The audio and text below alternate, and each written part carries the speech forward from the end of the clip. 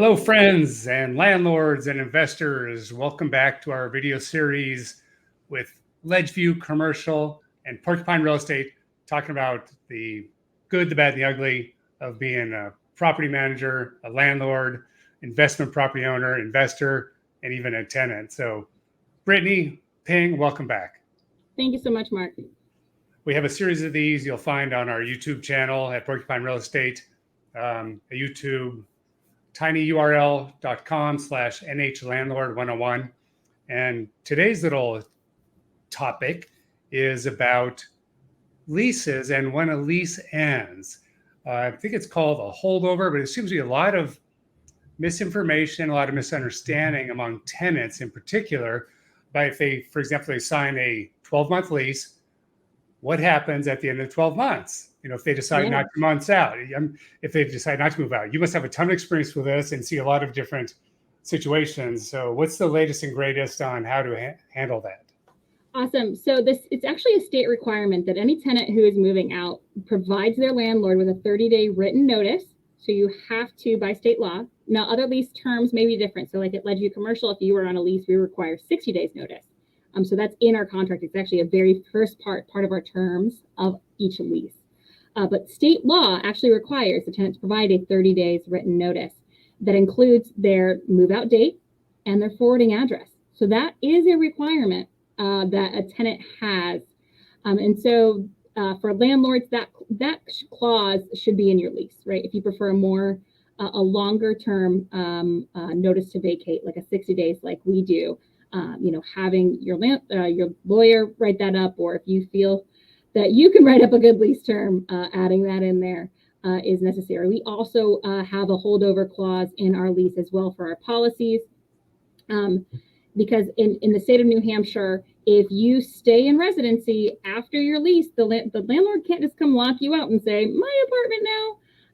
You go automatically into what is called a month-to-month tenancy, so that continues that 30 days.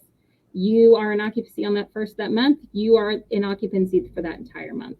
You are responsible for that apartment, for the utilities that you're responsible for with, and so on. So your lease terms continue unless you are otherwise notified. Okay, so to clarify, in days past, it was automatically assumed that your lease is up unless you don't renew it, you're out. But now the default is you get to stay unless the landlord gives you a 30-day notice. Do I have that correct? Correct. Okay. And even in New Hampshire, giving a tenant a 30 days notice saying your lease is up, it's time to leave, that is not a valid reason for eviction. You can request someone do that, but you cannot force them to just because the lease term has ended. They will automatically go into holdover per state law. Okay. Now, I know in the legislature, which you and I both follow pretty closely, every year the new law is trying to give even more benefits to tenants. And one was because of the tight rental market we have, the lefties were trying to force landlords to give like 60 or 90 days advance notice before they could even ask you to leave or a rent increase. Luckily, we've been pushing back on those. So I'd say our laws, landlord-tenant laws in New Hampshire, are fairly balanced, better than most states, not as good as some, but better than most. Would you agree? I would agree. I would say that maybe this last pain point where other states have it that we don't, which is at the end, you can terminate a residency at the end of lease. Like that's a valid reason to end a contract. We don't have that currently in our landlord toolbox. I feel like if we were able to get that through, it would continue that creation balance for landlords, tenants. Because I would say, we've had tenants, especially in the beginning, or maybe they're first time renters. Oh, my lease was over. I thought I just moved out. Nope, that's not how it is, right? You are responsible. You go into month to month. So we do a lot of notification. That's the way that we make sure our tenants know what the expectation is, what their lease terms are, what our policies are, and that they have a protected tenancy. If they choose to not renew a lease, they are in a protected month-to-month tenancy, and they are held to their terms, conditions, and policies. And as we wrap up, can you explain what an escalation clause is? I'm starting to see more landlords utilize that as part of their lease because in many cases they want the tenants to stay, right? It's just easier than having a vacant unit. So how does an escalation clause work? So I think what you're mentioning is like a holdover rent, right? Where if the owner's preference is for you to be in a lease, they have every right to say, okay, if you want to be in a month-to-month tenancy, your rent is going to be different.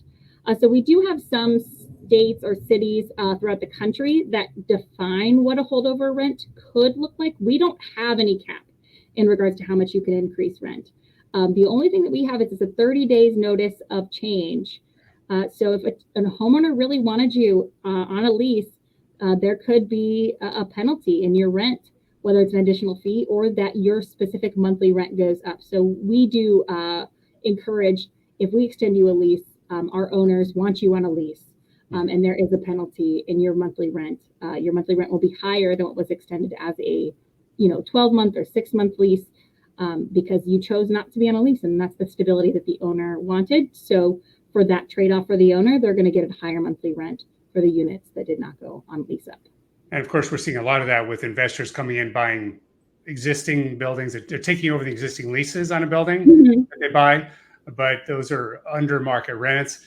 So when that lease finally comes up on its 1-year termination, they're jacking up the rent significantly. And it's a pain point for a lot of tenants, but it's the way the world works, and it's part of a market right now. Right. Or also just making sure, because some leases it's built in, depending on your landlord, it might say, hey, for the next 2 years, if you don't, we're automatically pursuing our option to increase your rent 5% year over year. Yep. So it might be already in there. So, you're signing a legal contract when you sign a lease with a landlord. And so just reading every single piece and seeing what are my responsibilities in each of these sections, because they're there for a reason. Those are in there as well from a tenant protection standpoint. Or from a landlord protection standpoint, if your landlord is going to automatically raise your rent year over year, it might be in your initial lease, and it might be something you got to pay attention to. Well, that's great information. As always, we really appreciate you sharing with us today. Again, come to our YouTube channel at tinyurl.com/NHlandlord101. And this is a warning to all you potential homeowners and landlords out there. Yes, we appreciate if you want to try to do it yourself, but I think you're better off hiring a professional like Ledgeview Commercial. Oh, that's okay. Oh, I thought you were going to say like an attorney to write your leases, and I was like, yes, I agree. But yes, I agree as well. That will be that for another video. All right, Brittany, see you soon. Thank you. Thanks.